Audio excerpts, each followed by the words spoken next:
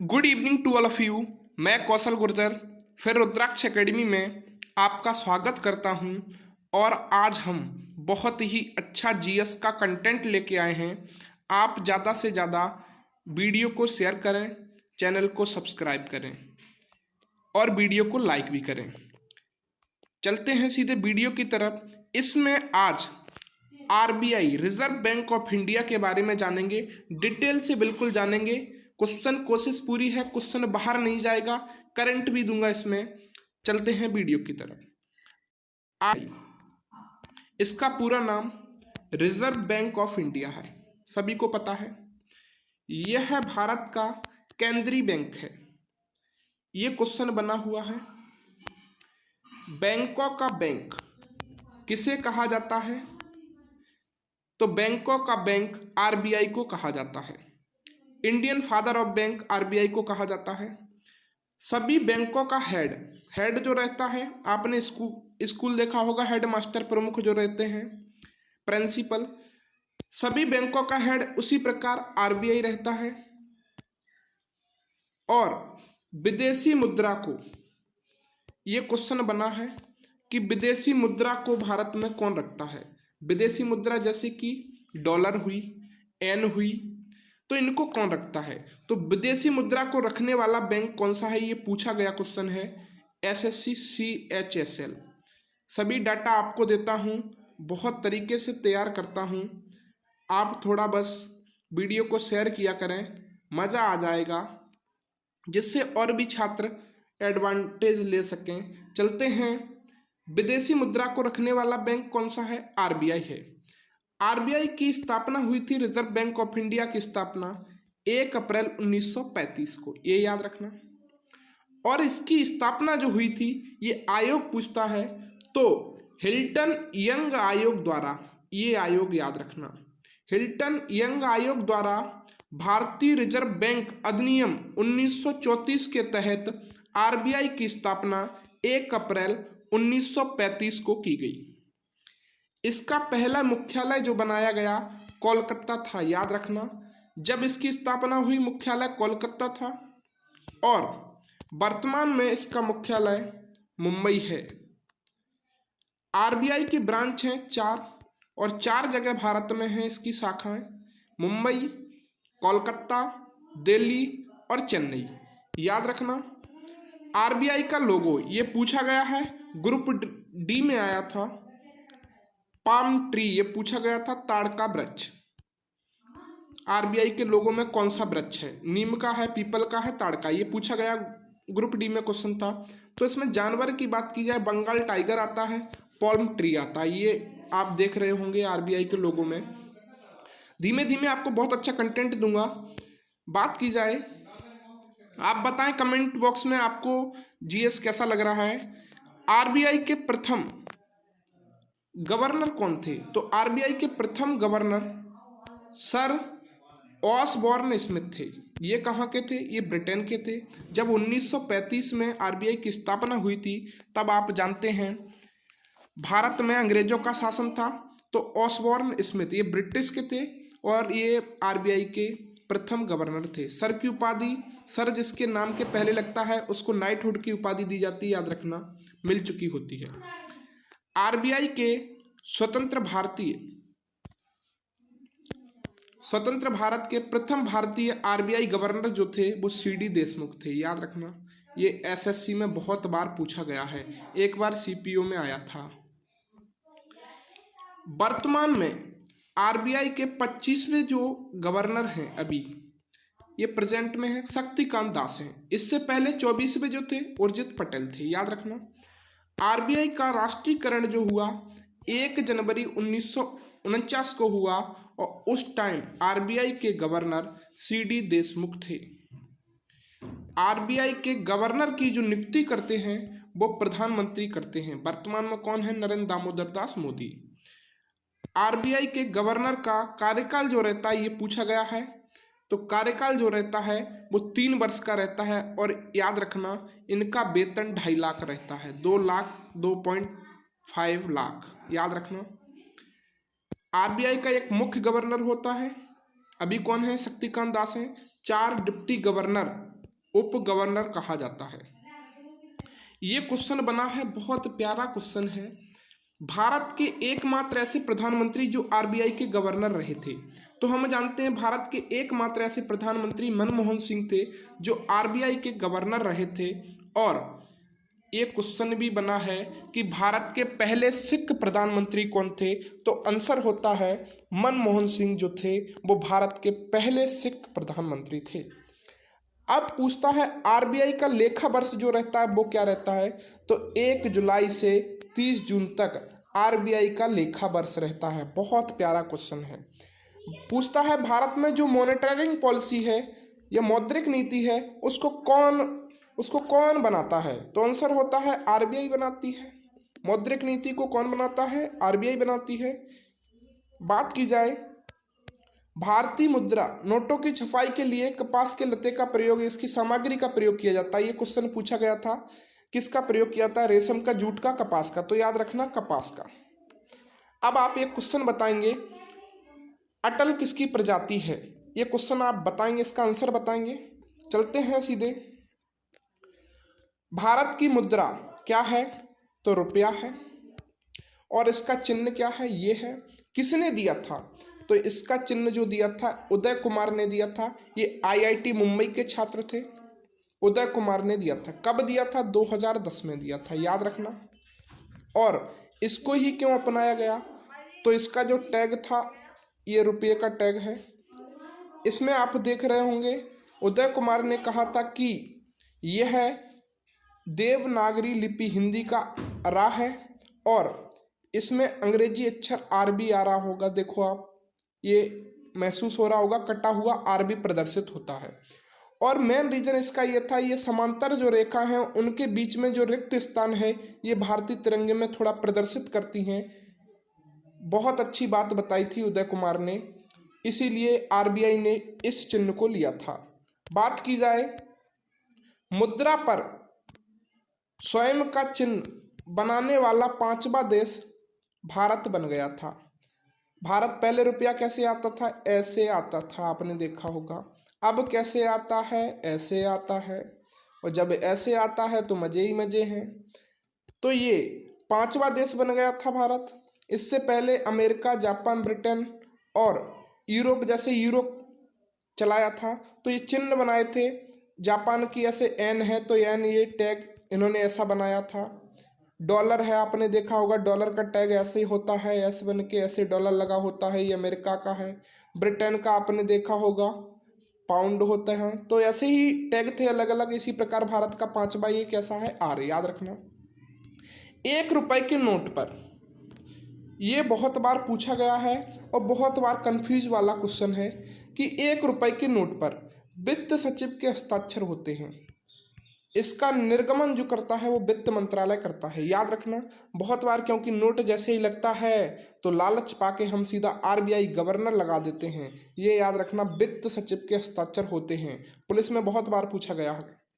अन्य नोटों पर, जैसे अन्य नोट हुए, 5 का हुआ, 10 का हुआ, नोट की बात कर रहा हूँ।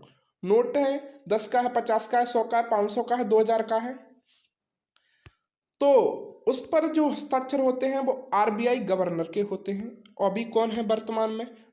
याद रखना, शक्तिकांत दास। इससे पहले उर्जित पटेल। पहले कौन थे? सीडी देशमुख। कोई भी बैंक आरबीआई की अनुमति के बिना अपनी ब्रांच स्थानांतरण नहीं कर सकती, ट्रांसफर नहीं कर सकती, जब तक उसको किसकी अनुमति नहीं मिलेगी? आरबीआई की, याद रखना। बात की जाए 1938 से भारतीय नोटों पर फोटो लगाई गई। 1935 में स्थापना हुई। नोट पर पहली बार जॉर्ज पंचम की फोटो आई। भाई, जिसका शासन है, जिसकी सत्ता है, उसी का दबदबा होगा कि नहीं होगा? तो जॉर्ज पंचम की सत्ता आई। 1947 में जैसे ही सीडी देशमुख आए तो अशोक स्तंभ की फोटो आ गई। अब आपने देखा होगा, आप बताएंगे अशोक स्तंभ ये भारत का राष्ट्रीय प्रतीक है। और इसमें आपने कॉइन में देखा होगा कितने सिंह दिखाई पड़ते हैं। आप बताएंगे कितने सिंह होते हैं उसमें। 1969 में पहली बार गांधी जी की पिक आई। किस पे? नोट पर। और नोट कौन से थे? 5 के और 10 के नोट पर आई। और इनके पीछे इनका सेवाग्राम भी था, याद रखना। बात की जाए 1987 में, ये ग्रुप डी में पूछा गया था कि 500 के नोट पर पहली बार गांधी की फोटो कब आई थी? तो 1987 में 500 के नोट पर महात्मा गांधी की पहली फोटो आई थी।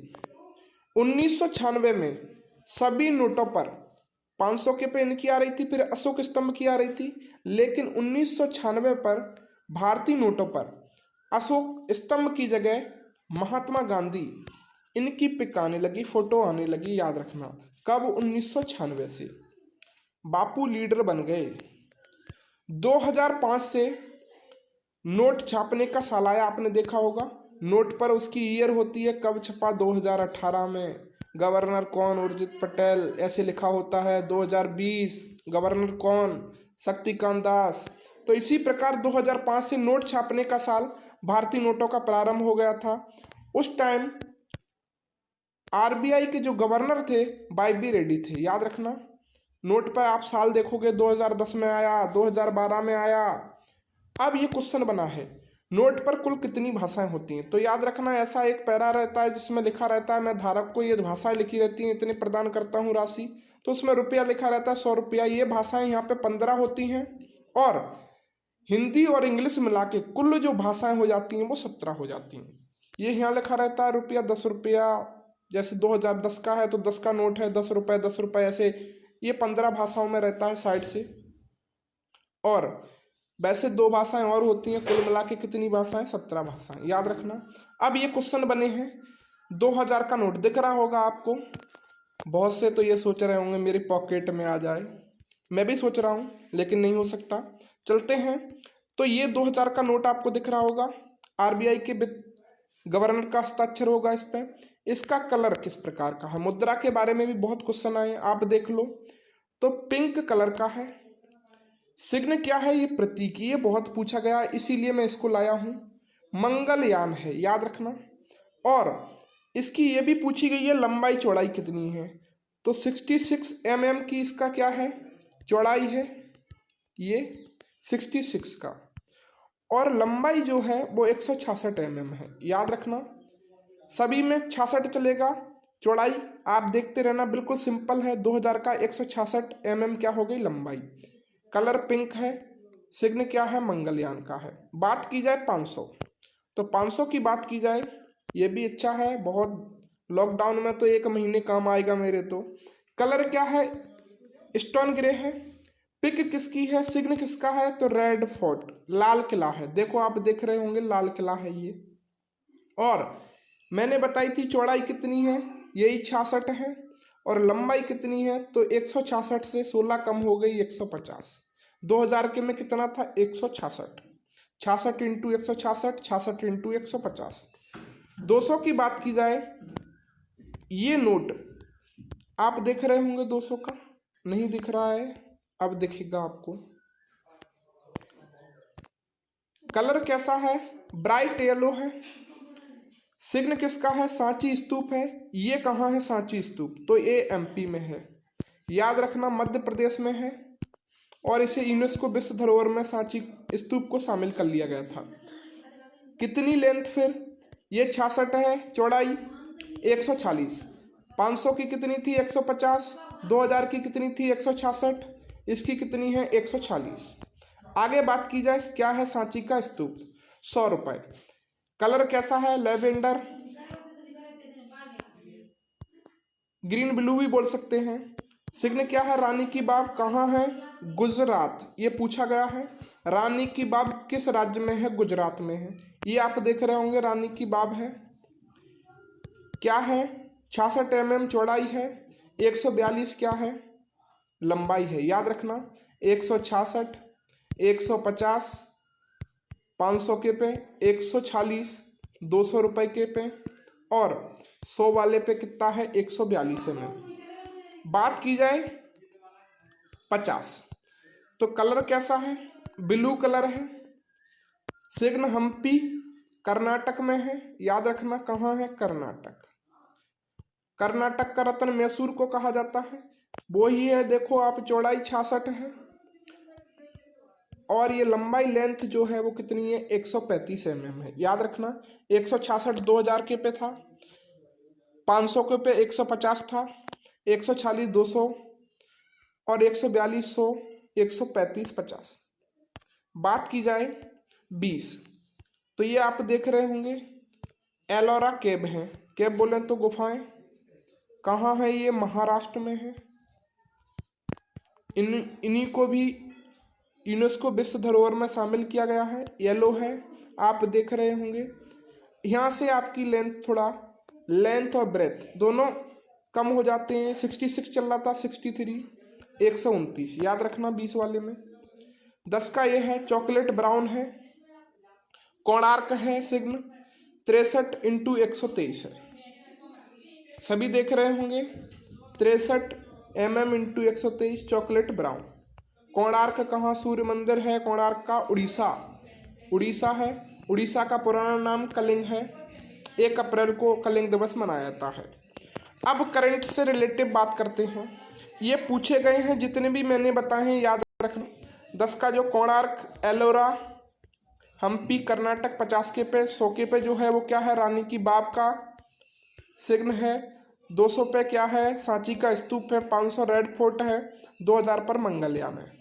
बात की जाए करंट का, आरबीआई से करंट रिलेटिव बात करते हैं।